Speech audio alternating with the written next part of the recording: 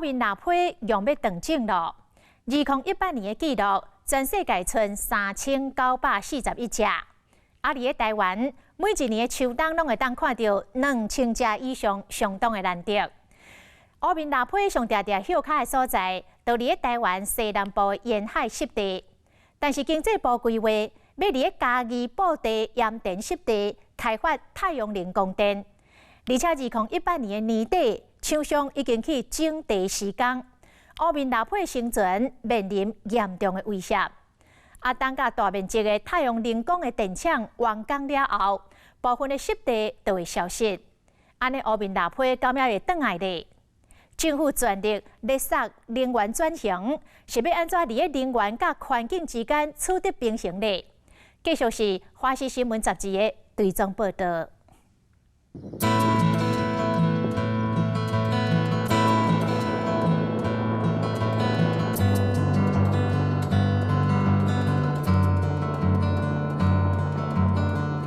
透早乌面纳批头日日无用伫讨食，白色的身躯优雅的姿态，因拢做伙，有时咧讨食，有时做伙飞，绿意美尽在其中。每一年寒天，台湾西南边沿海出海口，渔温甲湿地拢会出现这阵桥客，毋但吸引真侪爱鸟的人士，更加变成当地上水的风景。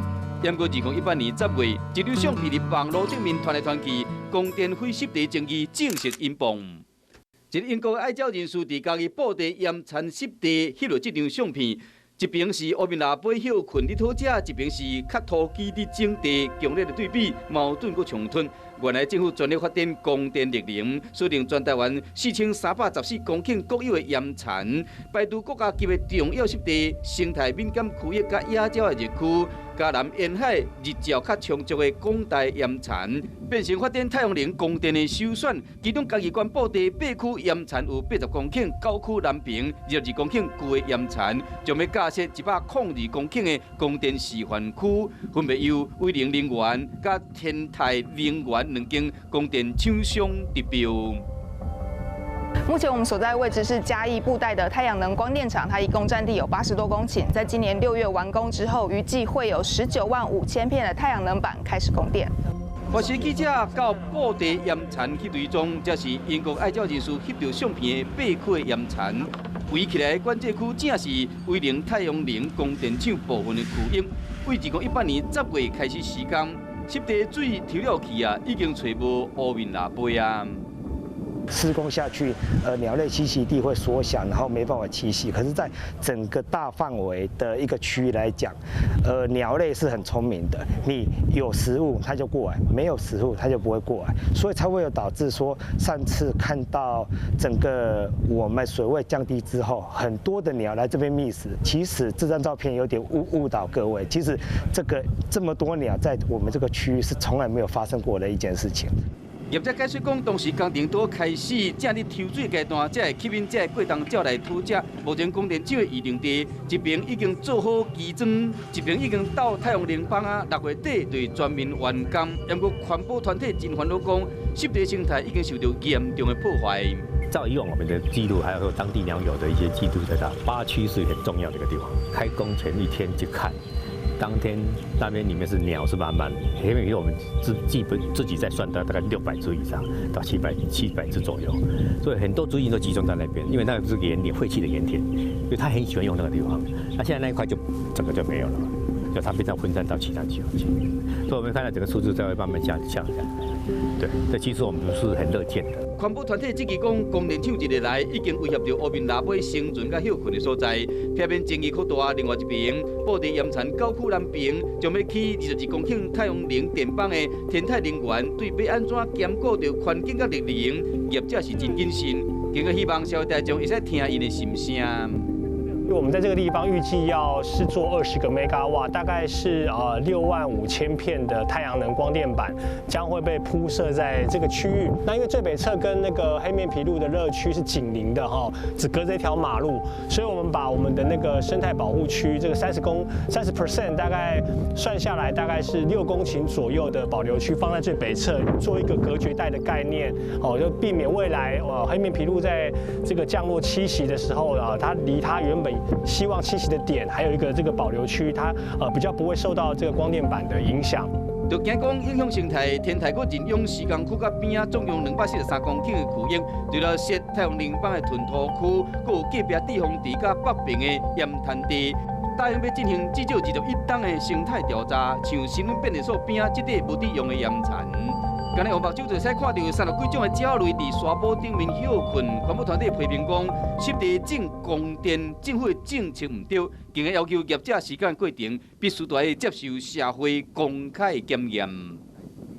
我们现在看到的就是比较后面的提案上面白白的那一片，那个是黑皮聚集的地方。湿地，我觉得它是非常重要的地方。第一个当然就是可以提供候鸟栖息觅食的这个环境嘛。那另外它也是对这个微气候调节有很大的功能。啊，在我们这一种地方哦，地层下陷区，它也有制洪的功能。我会很纳闷，为什么要去盖太阳能光电？那你说要保护环境嘛？那保护环境，如果先破坏环境，这样我觉得本末倒置。因应我们调查的结果所做的一些工法比方说像这个地方，我们都采取这个打桩形式的这种立柱形态的这种基础。那这种基础的优势就是说，它的施工期可以缩减得很短，但是它的缺点是它在施工的当下，它会衍生很多的噪音。也就是因为这样子，我们才希望我们的工期尽量延后到候鸟准备北返的时候，我们再来施工。那这种立柱型的这种工法，它在25年或是30年之后要去移除的时候，它的拔桩工程也非常简单。那移除之后也不会对现地有任何的影响。发展盐田光电，唔但有布地盐田，进前阁有100多种过冬鸟休困的高雄永安湿地，131公顷的爬远的盐田，嘛被选为发展太阳能光电的基地。在各方的抗议之下，最后设一个9公顷半的光电专区，验过甲过冬鸟种地，结果就是太阳能板时常都要遭受鸟仔的攻击，影响发电的效能。每半冬都要阁开8到万块人力的清理费。在人类破坏生态同时，生态冇回应。你像我们在云林沿海一带的太阳能板我们就发现，像这个斑鸠非常喜欢在太阳能板下面筑巢。对，那像那个小白鹭也很喜欢站在太阳能板上面栖息。那尤其像小白鹭的那个排遗那非常可怕。那整个太阳能板可能就因为小白鹭它的这个排遗会造成效能的大幅衰退。距离我们太阳能板比较远的，大概10到15公分，我们会加一个鸟踏。就是加一个横杆，让它踩在上面。这个鸟喜欢在上面停留，那我就让它停留。但是它的停留也不会造成我维运上面的困扰，这样子。